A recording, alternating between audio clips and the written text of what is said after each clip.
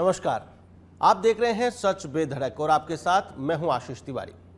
आज सावन का तीसरा सोमवार है। सावन का महीना भगवान शिव को समर्पित माना जाता है और सावन पर विशेष धार्मिक महत्व होता है।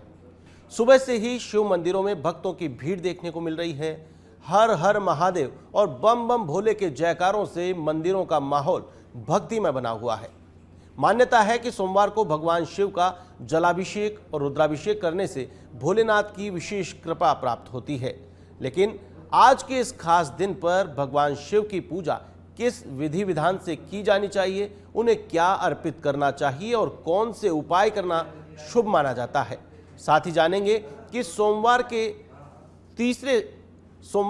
के तीसरे सोमवार पर किन बातों का विशेष ध्यान रखना चाहिए और शिव भक्ति से जुड़ी कौन सी मान्यताएं हमारे जीवन में सकारात्मक बदलाव ला सकती है।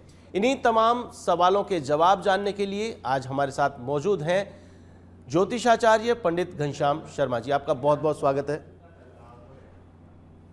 सावन का तीसरा सोमवार, सबसे पहले हमारे दर्शकों को ये बताएं कि आज के दिन का धार्मिक महत्व क्या है। नमस्कार, सच बेधड़क के प्रिय दर्शकों को ढेरों शुभकामनाएं। आज तीसरा सोमवार जो है भगवान शिव को समर्पित है। आज सभी दर्शकों को विशेष हार्दिक शुभकामनाएं।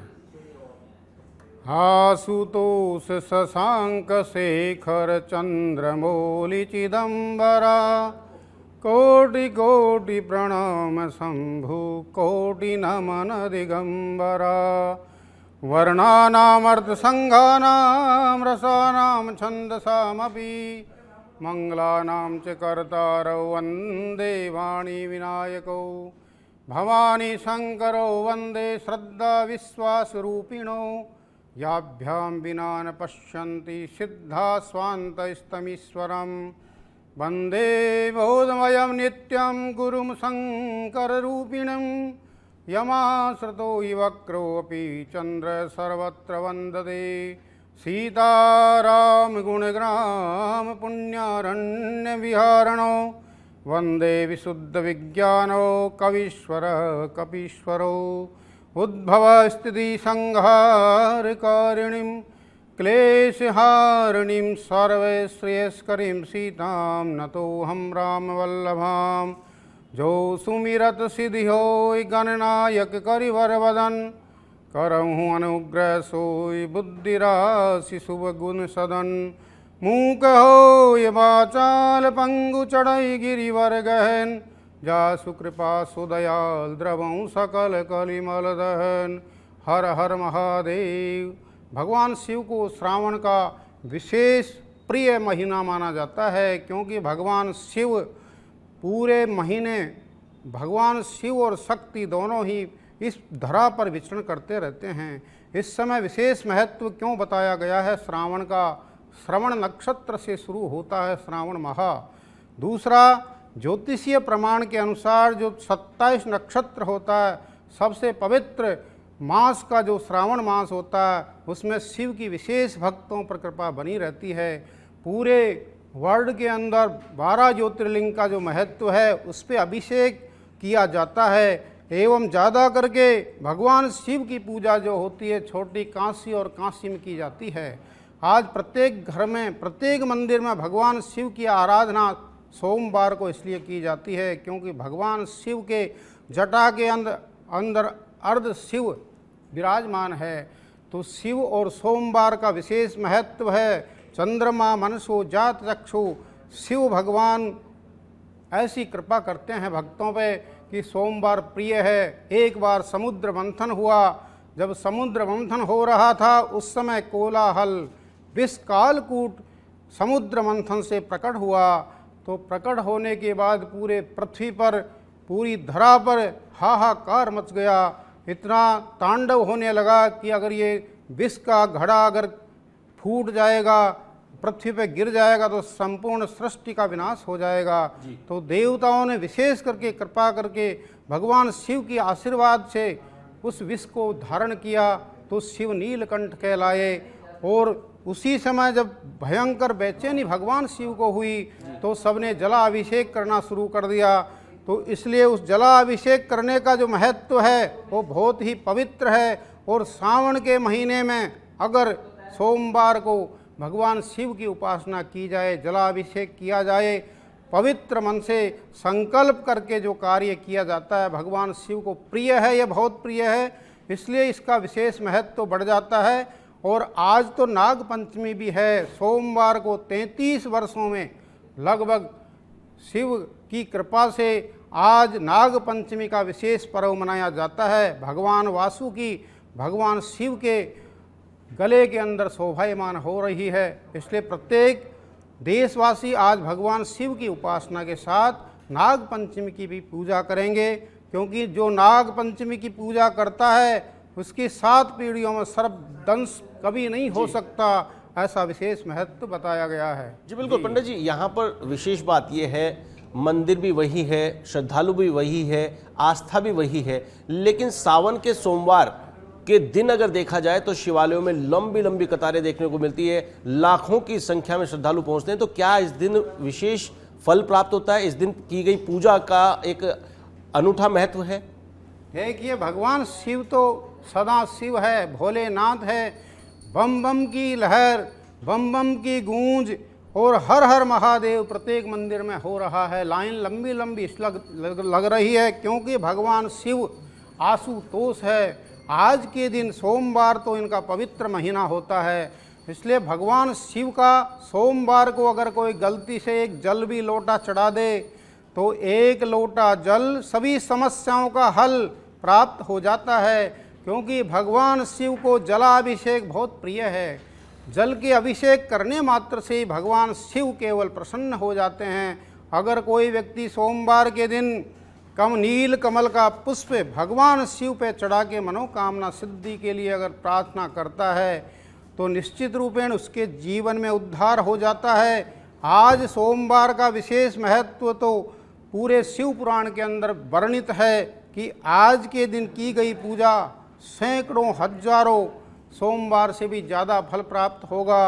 और जो नाग पंचमी और सोमवार हो और केवल भगवान शिव की शरण में कोई भक्तगण जाए, ओम नमः शिवाय मंत्र का जाप करें या महामृत्युंजय मंत्र का जाप करके अगर अपने जीवन को सुधारना चाहे, अपने जीवन में किसी भी प्रकार की समस्या क्यों नहीं हो, आज के दिन भगवान शिव का अभिषेक करके, रुद्राभिषेक करके, रुद्र पाठ करावे विद्वानों से और महारुद्राभिषेक करा के जो मनोकामना संकल्प करता है, निश्चित रूपेण भगवान शिव सोमवार को विशेष करके कृपा करते हैं।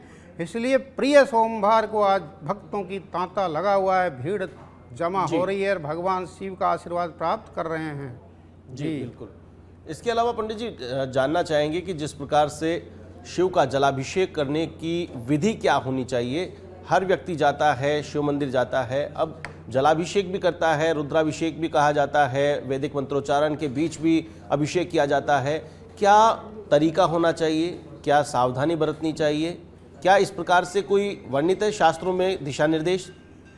देखिए, भगवान शिव भोलेनाथ है, इनको विशेष करके प्रातःकाल उठ करके शुद्ध जल से स्नान करें और हर हर गंगे बोलते हुए अपने आप को पवित्र करें, क्योंकि भगवान शिव का नाम लेकर के गंगा का जो नाम लेते हैं, क्योंकि भगवान शिव के सिर पर ही क्या है, गंगा है। तो हर हर गंगे शिव शिव बोल करके प्रातःकाल स्नान करके शुद्ध वस्त्र पहन करके भगवान शिव के मंदिर में प्रातःकाल जाइए।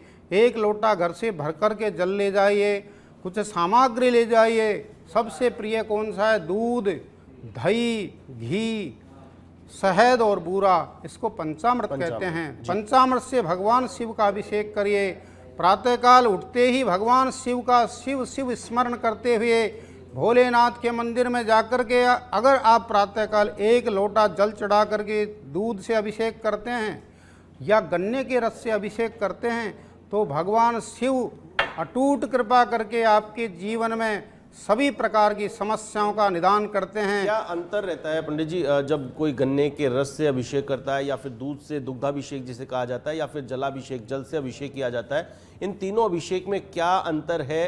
क्या मनोकामना अलग अलग होती है, उसको लेकर के अलग अलग अभिषेक बताए गए हैं शास्त्रों में कि ये मनोकामना है तो आपको दुग्धाभिषेक करना चाहिए, ये मनोकामना है तो आपको गन्ने का अभिषेक करना चाहिए, और ये मनोकामना है तो आपको जलाभिषेक करना चाहिए। ऐसा कुछ शास्त्रों में वर्णित है? देखिए, भगवान शिव ऐसी कृपा करते हैं, जिसकी जैसी समस्या होती है भगवान शिव तत्काल उसका निवारण करते हैं। जलाभिषेक करने से घर में सुख शांति की वृद्धि होती है। प्रत्येक मानव विधि विधान से नहीं कर पाता है, इसलिए भगवान शिव के लिए 24 घंटा द्वार खुले हैं। केवल जल ही चढ़ा दीजिए। जलाभिषेक करने से भगवान के विशेष भक्तों पर कृपा होकर के धन धान्य की वृद्धि होती है। और दूध से अभिषेक करने से घर में सुख शांति के साथ पुत्र और संतान की प्राप्ति होती है। अगर कोई व्यक्ति गन्ने के रस से अभिषेक करता है तो धन धान्य की वृद्धि के साथ लक्ष्मी के द्वार खुल जाते हैं, क्योंकि शास्त्र में लिखा है कि गन्ने के अभिषेक करने मात्र से श्री सूक्तम के पाठ करावे तो उस व्यक्ति के 7 पीढ़ियों तक दरिद्रता नहीं आ सकती है। क्योंकि शिव का अभिषेक आप सहस्त्र घटाभिषेक करिए, उसका विधान गन्ने के रस का विशेष दिया गया है। सर्वौषधि से स्नान कराने से समस्त प्रकार की हारी आदि व्याधि जरा पीड़ा मृत्यु दूर हो जाती है। अगर कोई व्यक्ति भयंकर बीमार हो, दिक्कत आ रही हो, कोई उपाय नहीं सूझ रहा हो, तो शिव महापुराण कहता है कि इस मंत्र का जाप करके सर्वौषधि से आप अभिषेक करिए। ओम ह्रौम जूम सह, ओम ह्रौम जूम सह। इस मंत्र का रुद्राक्ष की माला से जप कर कर के आप भगवान शिव को अभिषेक करिए। समीप पत्र चढ़ाइए। बिल्व पत्र का बड़ा विशेष महत्व है। जो व्यक्ति धतूरा, दूध, बेलपत्र, त्रिदलम त्रिगुणाकारम त्रिनेत्रम त्रिधायुधम त्रिजन्म पाप संहारम बिल्वपत्र मयार्पणम। इस मंत्र से बिल्वपत्र अगर एक भी चढ़ा देंगे तो भगवान शिव आपकी मनोकामना के साथ साथ आपके जितने भी रुके हुए कार्य हैं वो सिद्ध कर देंगे। क्योंकि व्यापारी लोग अधिकतर अपने परिवारजन में उलझे रहते हैं, भगवान शिव का समय नहीं मिलता है। लेकिन सोमवार को जाकर के अगर कोई गन्ने का अभिषेक करके समीप पत्र चढ़ा देता है तो निश्चित उसके सभी रास्ते खुल जाते हैं, बीमारी दूर हो जाती है, पितृ दोष भी दूर हो जाते हैं। जी बिल्कुल पंडित जी, जिस प्रकार से बताया गया है कि जल, दूध, बेलपत्र, धतूरा, शमी पत्र अर्पित करें, लेकिन एक आम आदमी उसको ये पता नहीं कि कौन सी चीज़ कब चढ़ानी चाहिए, कैसे चढ़ानी चाहिए। तो वैदिक मंत्रोच्चारण के साथ, विद्वानों के साथ शास्त्रघट होता है, रुद्राभिषेक होता है, वो या फिर एक आम आदमी जाकर के मंदिर में गया और उसने अर्पित कर दिए, भगवान को समर्पित कर दिए, शुद्ध अंतःकरण से, शुद्ध भाव से उसने जो भी अर्पित किया भगवान शिव को, तो क्या एक तरीका हो गया जिसमें कि आचार्य हैं, पंडित हैं, विद्वान हैं, उनकी देखरेख में, उनके निर्देशन में विशेष पूजा अर्चना की जाती है, और एक दूसरा तरीका कि आप मंदिर में गए और जाते ही आपने जलाभिषेक कर दिया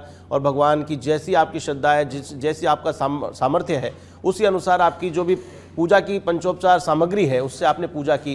क्या ध्यान रखना चाहिए जब आपके पास में स्पेशलिस्ट जिसे कहें कि एक विद्वान पंडित साथ में नहीं है और आपको खुद को ही पूजा अर्चना करनी है, तो किस प्रकार से की जाए और क्या महत्व है?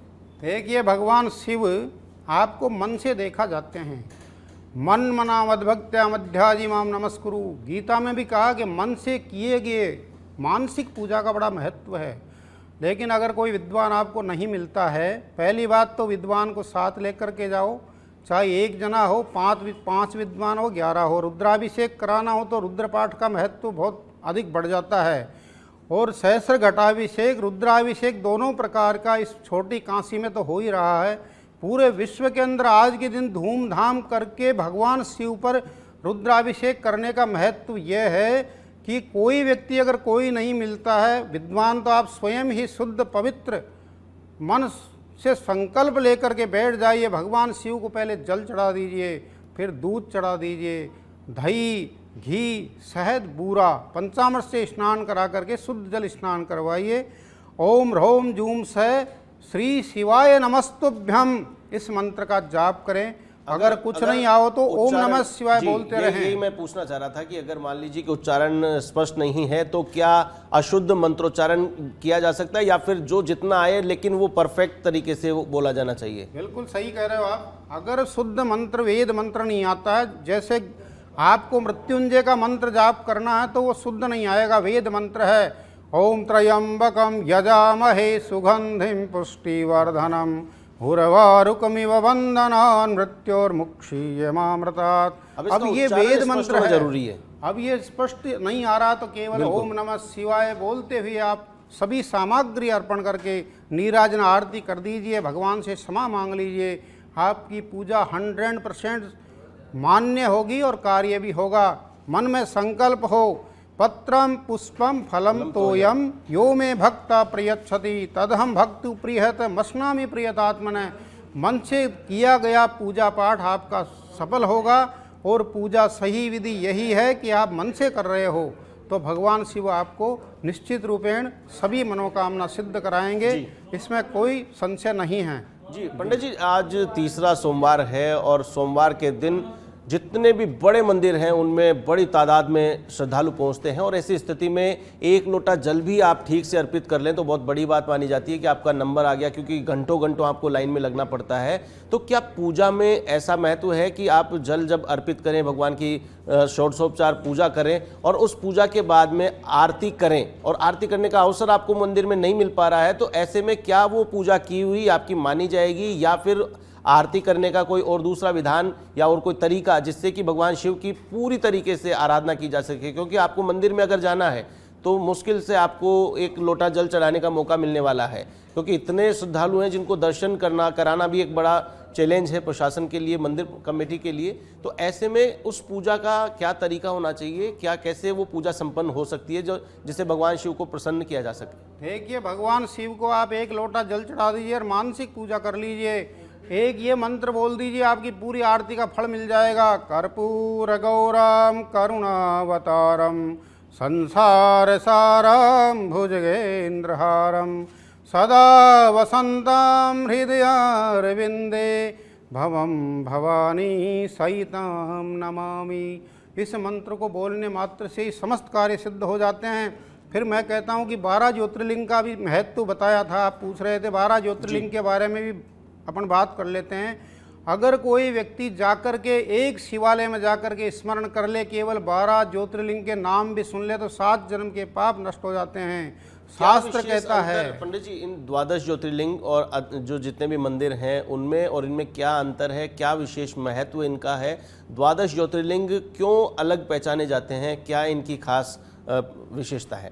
देखिए आशीष जी, 12 ज्योतिर्लिंग स्वयं प्रकट शिव है, वो स्वयं भक्तों के लिए स्वयं प्रकट हुए हैं। जैसे महाकाल प्रकट हुए, मार्कंडेय ऋषि को अजर अमर कर दिया और काल को भी हरा दिया, वो महाकाल है। इसलिए महाकाल की सेवा उज्जैन महाकाल में जो हो रही है, इस प्रकार से 12 ज्योतिर्लिंग का महत्व दिया गया है।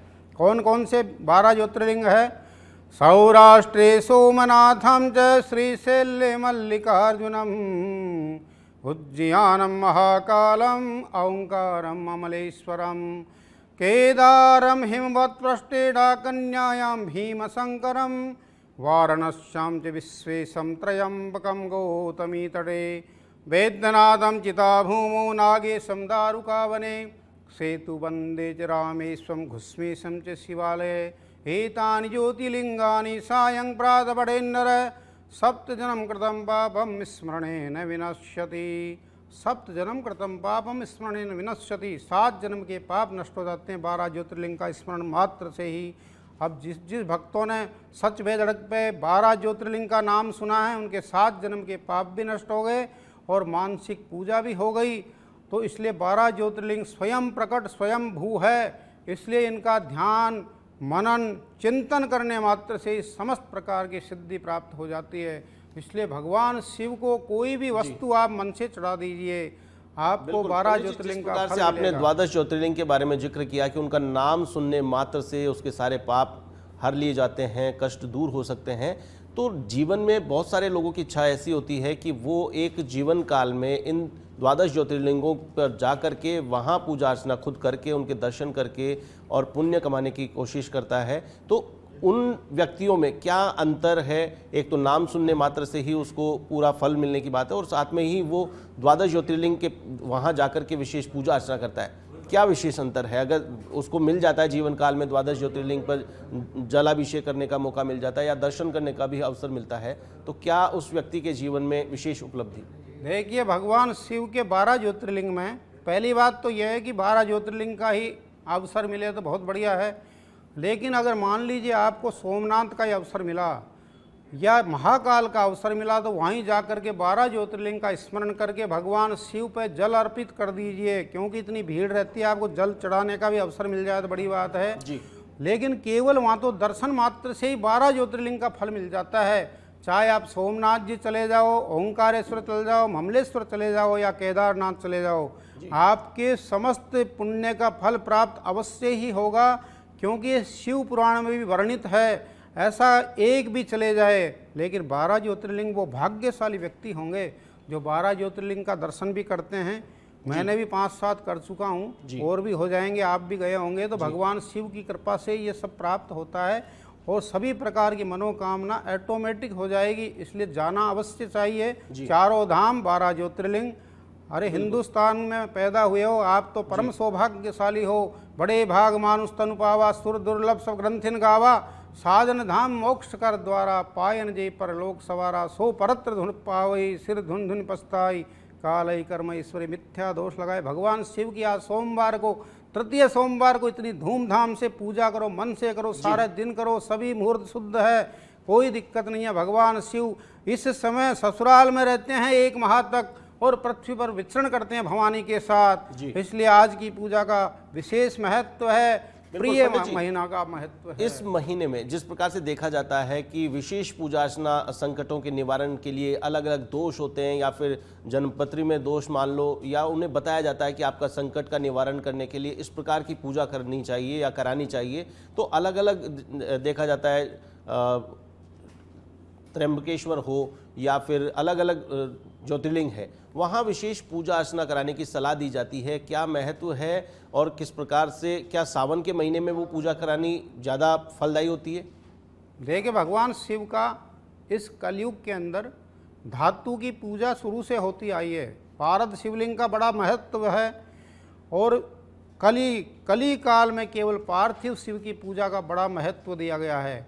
तो आपकी मनोकामना है, बीमारी है, किसी भी प्रकार की समस्या है, तो पार्थिव शिवलिंग की पूजा करके और रुद्राभिषेक करो, जलाभिषेक करो, सभी प्रकार की सामग्री अर्पण करो। लेकिन मैं ये कहता हूँ कि भगवान शिव पे 5 बील पत्र चढ़ा करके और गंगा जल समर्पित कर दीजिए। 12 ज्योतिर्लिंग के फल के साथ जो आप पूछ रहे हो कि किस प्रकार का महत्व बताया गया है, तो भगवान शिव का इतना महत्व है कि इस महीने शिववास भी नहीं देखा जाता है, क्योंकि भगवान शिव पृथ्वी पर धरा पर ही रहते हैं, क्योंकि इस समय भगवान शेषनाग पर शैया पर शयन कर चुके हैं।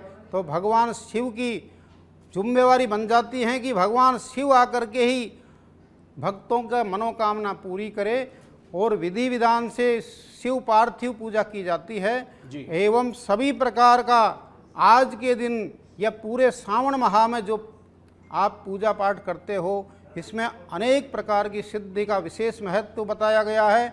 इसलिए बिल्व पत्र चढ़ा करके आप सावन के तृतीय सोमवार को रात्रि तक नियमित भगवान शिव की पूजा करें और 12 ज्योतिर्लिंग का स्मरण करते हुए मन और तन से संकल्प लेकर के शुद्ध होकर के भगवान शिव के चरणों में बैठ जाइए और ध्यान जरूर करें, क्योंकि ध्यान का बड़ा महत्व है।